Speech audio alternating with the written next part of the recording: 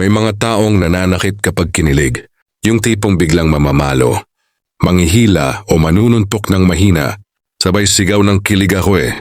Parang automatic defense mechanism ng katawan laban sa sobrang saya.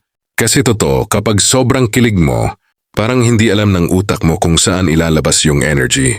Kaya minsan, napupunta sa pisikal na reaksyon, palo, sigaw, tili o minsan, tahimik lang pero nanginginig sa tuwa.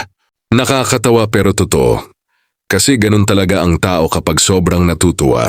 Hindi sanay sa labis na kilig, kaya nagiging awkward or violent sa sobrang saya. Ang irony lang, no?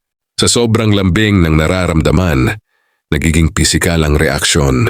Pero sa dulo nakakatuwa yung ganitong simpleng kilig kasi ibig sabihin may natitirang innocence at genuine emotion sa puso mo.